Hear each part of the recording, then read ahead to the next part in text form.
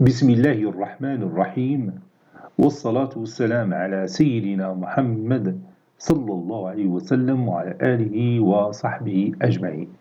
Exercice numéro 72 sur le cours de dérivation et études fonctions numériques niveau bac 2 sciences maths, l'année scolaire 2022-2023. Soit G, la fonction définie sur R par G de x est égal à 4x fois la racine cubique de x, si x supérieur strictement à 0. G de x est égal à moins 2x sur la racine cubique de 1 moins x, si x inférieur ou égal à 0. Petit 1. Étudier la dérivabilité à gauche et à droite de la fonction g au point x0 est égal à 0, puis interpréter graphiquement les résultats obtenus. Petit 2. Étudier les variations de la fonction g. Troisième question, soit h la restriction de g sur r-. Petit a, montrer que h est une bijection de r- sur un intervalle i à déterminer. Petit b, étudier la dérivabilité de la fonction h-a à la puissance -1 sur i, puis calculer h à la puissance -1' de 7. Réponse.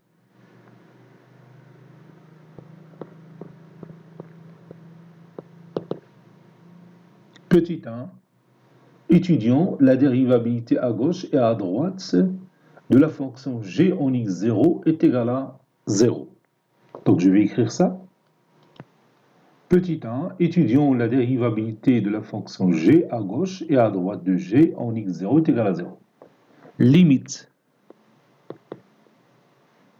Quand x tend vers 0 moins de g de x moins g de 0 sur x moins 0, ou bien x, est égal limite quand x tend vers 0 moins de g de x c'est moins 2x sur la racine cubique de 1 moins x moins g de 0, donc c'est moins 2 fois 0 sur la racine cubique de 1 moins 0, c'est 0.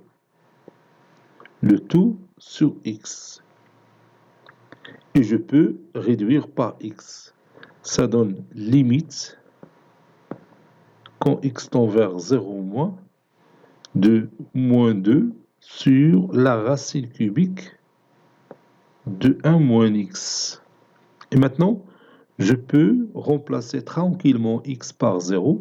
Ça donne moins 2 sur la racine cubique de 1 moins 0, c'est moins 2. Donc, g est dérivable. G est dérivable à gauche en x0 est égal à 0. En x0 est égal à 0. D'où g' de g' de 0 égale à moins 2.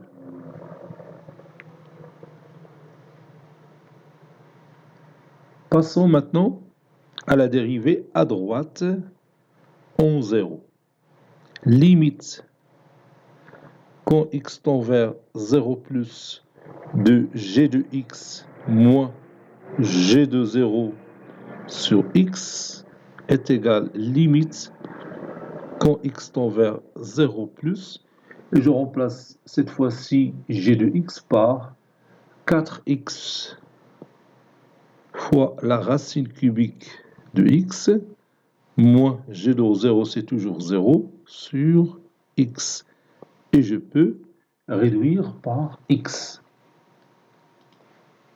Ceci est égal, limite quand x tend vers 0 plus, de 4 fois la racine cubique de x.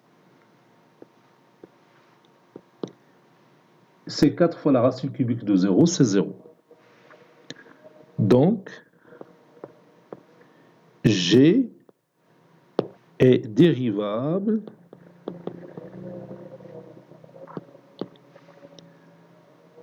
à droite, elle est dérivable à droite en x0 égale à 0. D'où G'(D) de 0 est égal à 0.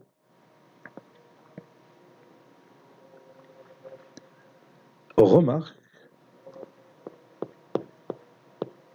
G' G de 0, il est différent de G'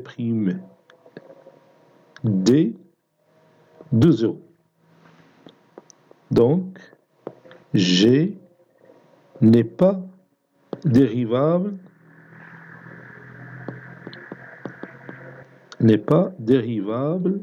en 0.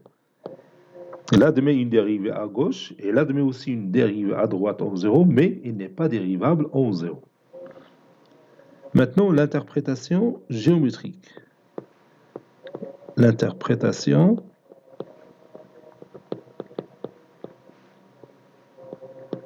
géométrique.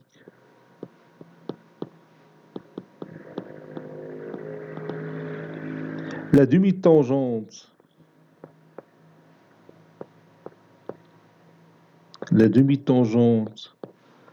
à la courbe CG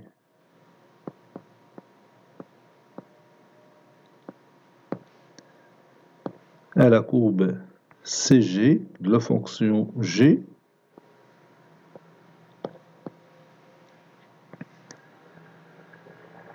a pour pente moins 2, ou bien a pour vecteur directeur, ou bien coefficient directeur moins 2.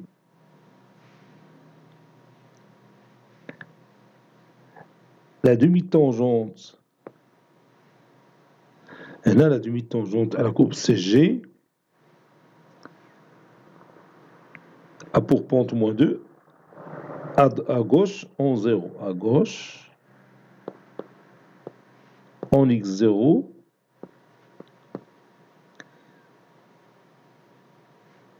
est égal à 0.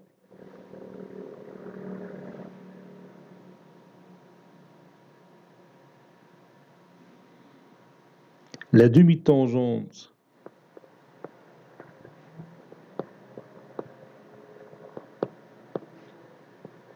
à la courbe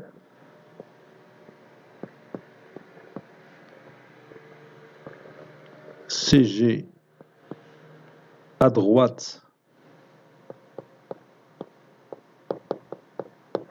en x0 égale à 0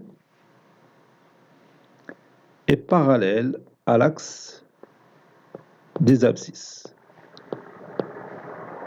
Est parallèle à l'axe des abscisses.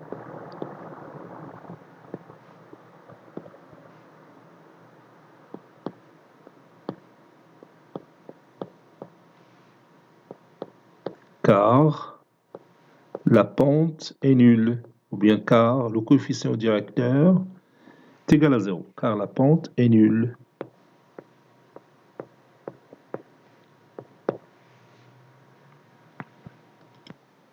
Petit 2, étudions les variations de la fonction g. Si x est strictement inférieur à 0, alors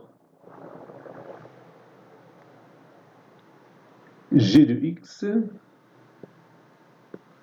est égal à moins 2x sur la racine cubique de 1 moins x. G est dérivable sur l'intervalle moins l'infini 0. C'est-à-dire lorsque x est inférieur strictement à 0. Quel que soit x appartenant à l'intervalle moins l'infini 0, g' de x est égal à moins 2x sur la racine cubique de 1 moins x, le tout prime. Je peux faire sortir moins 2 de l'opération de dérivation. Donc, moins 2 fois la dérivée tout simplement de x sur la racine cubique de 1 moins x. Donc, ça donne le résultat suivant. La dérivée de x, c'est 1, fois la racine cubique de 1 moins x, moins x, fois la dérivée de la racine cubique de 1 moins x, ça donne moins 1. La dérivée de 1 moins x, c'est moins 1 sur 3 fois la racine cubique de 1 moins x, le tout au carré. Le tout sur la racine cubique de 1 moins x au carré. Ça donne moins 2 fois, et je rends le dénominateur commun, la racine cubique de 1 moins x fois 3 fois la racine cubique de 1 moins x, le tout au carré. Donc ça donne 3 facteurs de 1 moins x. Moins x fois moins 1, c'est plus x. Le tout sur 3 racine cubique de 1 moins x, le tout au carré, fois la racine cubique de 1 moins x, le tout au carré, c'est la racine cubique de 1 moins x, le tout à la puissance 4. Donc ça donne moins 2 fois 3 fois 1, c'est 3. 3 moins x, c'est moins 3x, plus x, c'est moins 2x. Sur 3 fois la racine cubique de 1 moins x, le tout à la puissance 4, c'est la racine cubique de 1 moins x, le tout à la puissance 3, fois la racine cubique de 1 moins x. Donc ça donne 1 moins x fois la racine cubique de 1 moins x.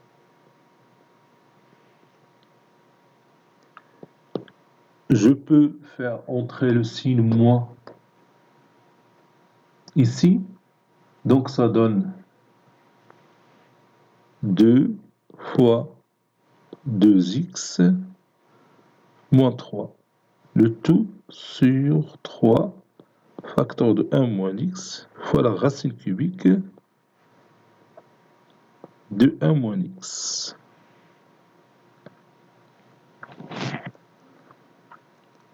On sait que x est strictement négatif. Donc ceci implique que 2x est strictement négatif. Ceci implique que 2x moins 3 est strictement négatif.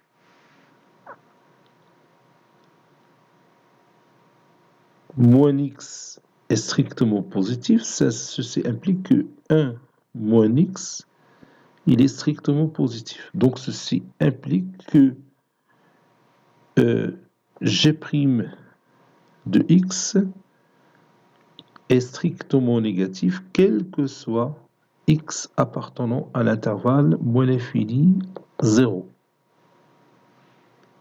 Ceci implique que la fonction g est strictement décroissante sur l'intervalle moins l'infini 0.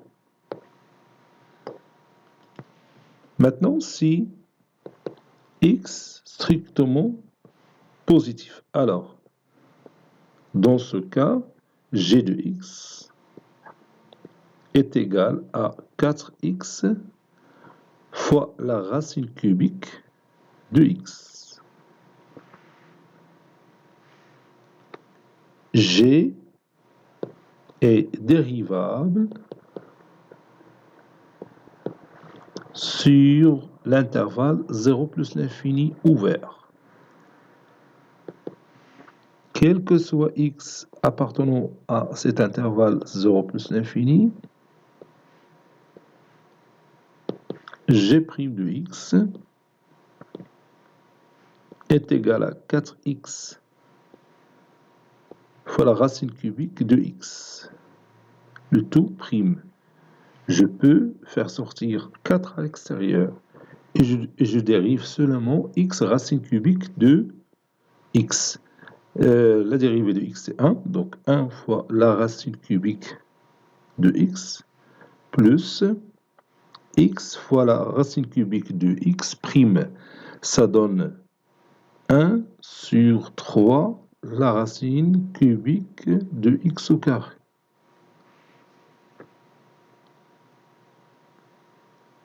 Voilà, j'écris. Ça c'est 3 بلاتي نعاود نقادها. 3 fois la racine cubique de x au carré. Ceci est égal 4 fois, et je rends le dénominateur commun, la racine cubique de x fois 3 fois la racine cubique de x au carré, ça donne 3x. 3x plus x,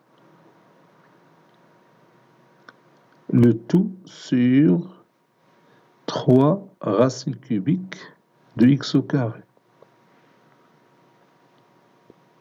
3x plus x c'est 4x, 4x fois 4 c'est 16x, donc 16 sur 3 fois x sur la racine cubique de x au carré.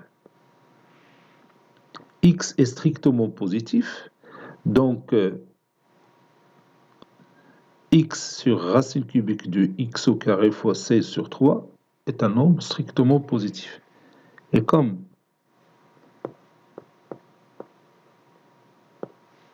x est strictement positif, alors directement g' de x, il est supérieur strictement à 0.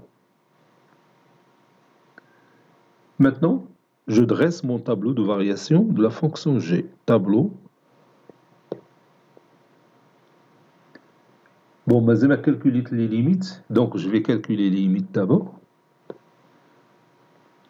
Limite quand x tend vers moins l'infini et limite quand x tend vers plus l'infini. Donc je commence par limite quand x tend vers moins l'infini de g de x est égal limite quand x tend vers moins l'infini de moins 2x sur la racine cubique de 1 moins x. Donc ici, j'ai l'infini sur l'infini qui est une forme indéterminée, donc je dois lever l'indétermination. X est négatif, donc moins x est positif. Moins x est positif, donc j'écris ici 2 fois la racine cubique de moins x, le tout au cube sur la racine cubique de 1 moins x. Ça donne limite quand x tend vers moins l'infini de 2 fois la racine cubique de moins x au cube sur 1 moins x.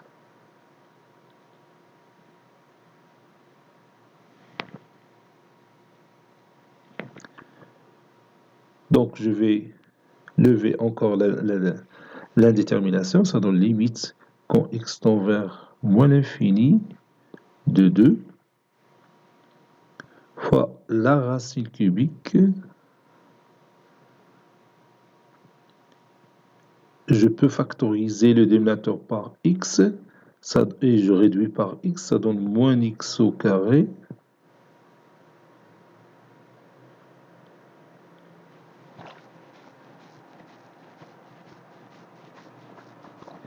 Et on va voir ce que ça donne.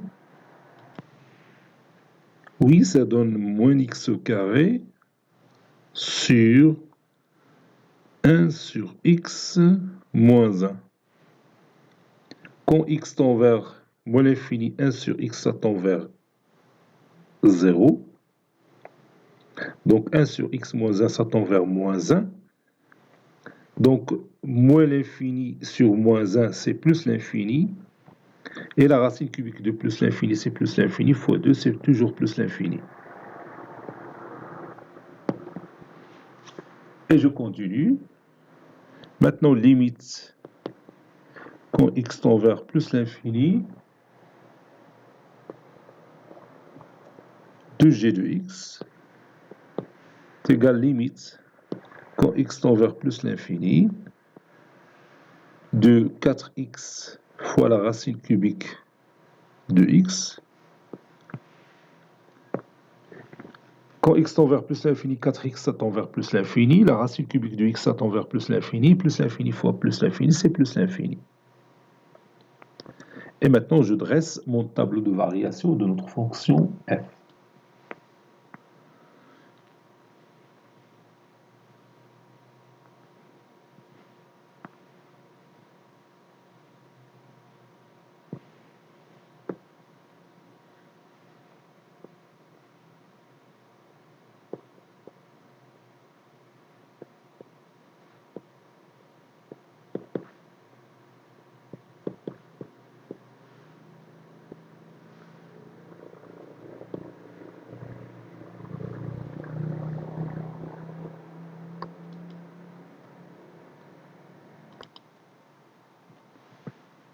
Tableau de variation de notre fonction g. Le voici.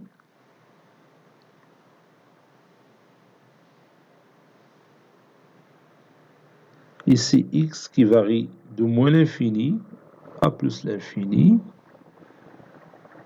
Ici, g' de x. Ici, j'ai 0. Puis ici, g de x. Bon, la dérivée à gauche, ici, c'est moins 2. La dérivée à droite, c'est 0. Donc ici, on a moins. Ici, on a plus. La fonction, elle est décroissante ici. Elle est croissante ici. L'image de 0, c'est 0. Quand x tend vers moins l'infini, ça tend vers g de x, ça tend vers plus l'infini. Quand x tend vers plus l'infini, g de x, ça tend vers plus l'infini. Voici notre tableau de variation de notre fonction g. Troisième question, h est la restriction de la fonction g sur l'ensemble R-. Petit a, montrons que h est une bijection de R- vers un intervalle i à déterminer. Donc on a h qui est défini de R- vers l'intervalle i. Et qui à tout x, on associe son image, qui est bien sûr moins 2x, sur la racine cubique de 1 moins x.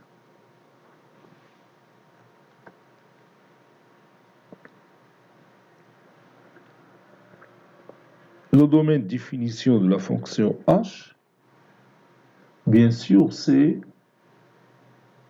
R-. Car x, il est strictement, ou bien il est inférieur à 0, ceci implique que moins x est positif, donc 1 moins x est supérieur strictement à 0. Ceci est vrai, quel que soit x appartenant à R, si vous voulez, quel que soit x appartenant à R-, quel que soit x appartenant à R-. Donc 1 moins x est toujours un nombre strictement positif et non nul. Donc le domaine de définition de la fonction h, c'est l'ensemble des parts qui est R-. H est continu sur son domaine de définition. Il est aussi dérivable sur R- puisque 1 moins x ne s'annule pas. H est continu et dérivable sur R-.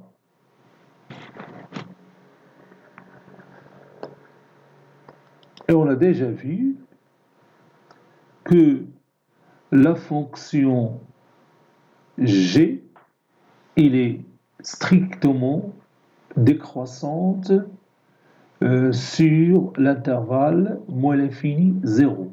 Donc, sa restriction sur R- est aussi strictement décroissante sur R-. Donc, on va écrire ça.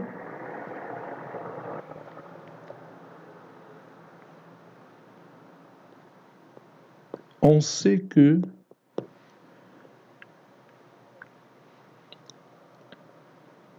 G' de x est strictement négatif, quel que soit x appartenant à l'intervalle moins l'infini 0.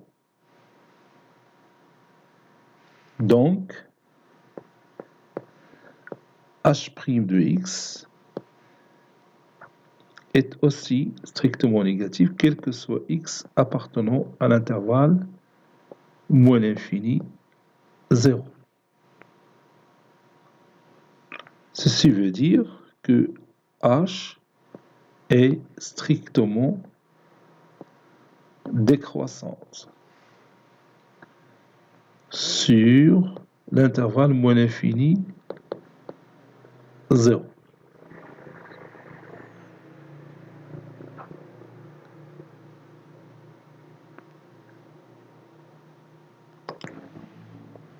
D'où h, puisqu'il est continu strictement décroissante, alors c'est une bijection. H est une bijection de R- vers H de R- qui est égal à I.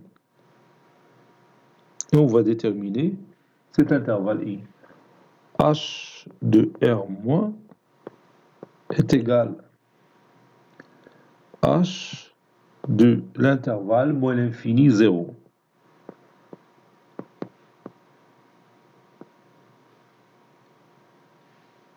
Qui est égal à H de 0.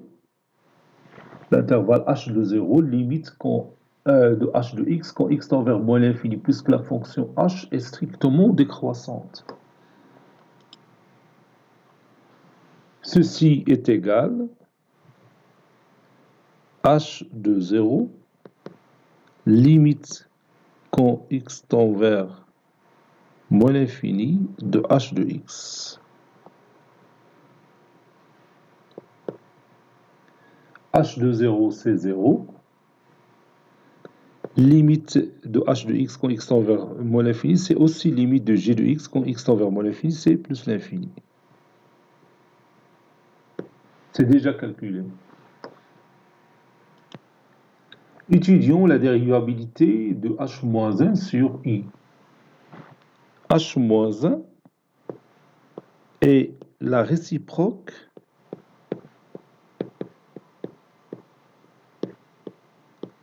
de la fonction h.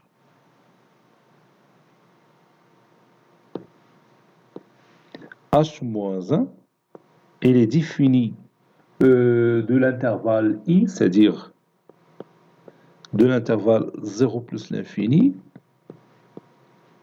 vers R-. Et qui à tout x, on associe son image qui est h-1 de x.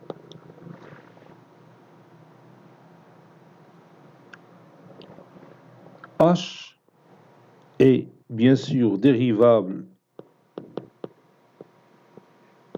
sur R-. Ça, c'est une condition très importante pour étudier les dérivabilités de la réciproque h-1. Et on va montrer que h de x est différent de 0, quel que soit x appartenant à l'intervalle R-, ou bien appartenant à l'ensemble R-. On sait que, on a déjà répondu à cette question, on sait que h' de x est strictement négatif, quel que soit x appartenant à R-. On a déjà calculé h' de x, on a trouvé qu'il est strictement négatif. Ceci implique que h' de x est différent de 0, quel que soit x appartenant à R-. Donc, on a les deux conditions nécessaires pour dire que h-1 est dérivable sur l'intervalle i. Donc, h-1 est dérivable sur i. Est dérivable sur l'ensemble i. I, bien sûr, c'est h de R-. L'image de R- par la fonction h. Et passons maintenant à la dernière question. On va calculons h-1' de 7. 7 appartient à l'ensemble des parts de la fonction réciproque h-1. Donc,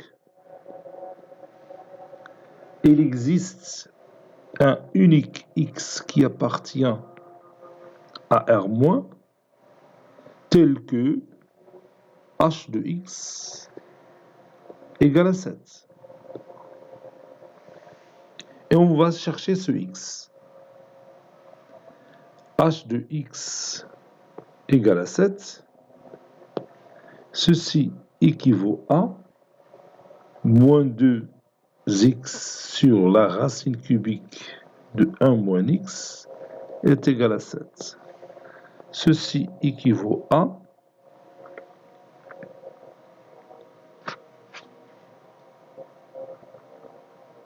moins 2x est égal à 7 fois la racine cubique de 1 moins x. Moins 2x, bien sûr, est un nombre positif, puisque x il est déjà négatif.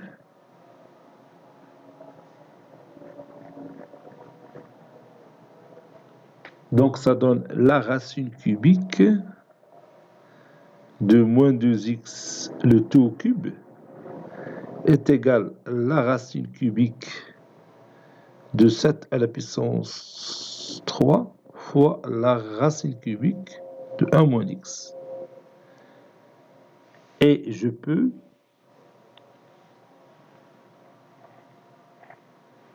me débarrasser de la racine cubique. Donc ceci équivaut à dire que moins 2x, le tout au cube, est égal à 7 au cube facteur de 1 moins x. Bon, ici j'ai une autre idée.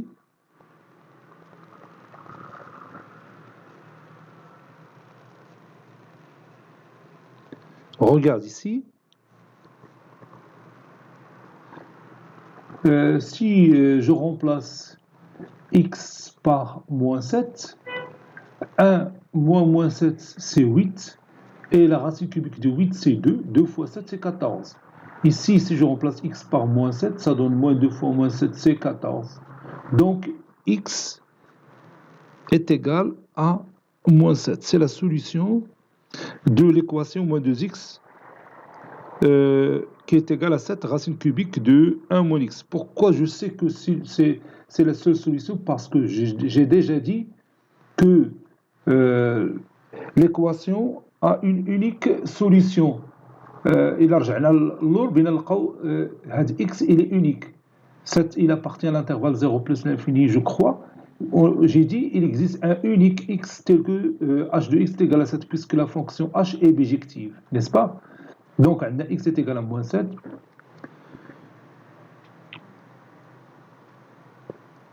Donc h de moins 7 est égal à 7. Et maintenant, on peut calculer facilement h moins 1 prime de 7. H moins 1 prime de 7, c'est h moins 1 prime de h de moins 7. Et d'après la propriété qu'on a vue dans notre cours, ça c'est 1 sur h prime de moins 7. 1 sur h prime de moins 7. Et on sait à quoi est égal h prime de x. On sait que h prime de x, c'est-à-dire déjà là, h prime de x, c'est 2 fois 2x moins 3 sur 3 fois 1 moins x fois la racine cubique de 1 moins x. Donc, h prime de moins 7 est égal à 2 fois 2 fois moins 7 moins 3 sur 3 facteur de 1 moins 7, c'est 1 plus 7 fois la racine cubique de 1 plus 7. 2 fois moins 7, c'est moins 14. Moins 14 moins 3, c'est moins 17. Donc, c'est 2 fois moins 17 sur 3 fois 8, 24. Racine cubique de 8, c'est 2. On peut réduire par 2. Ça donne moins 17 sur 24. Cet exercice est terminé. Il a été préparé par le professeur Latif Abdou du collège Bourz Zeytoun, Marrakech. À très bientôt.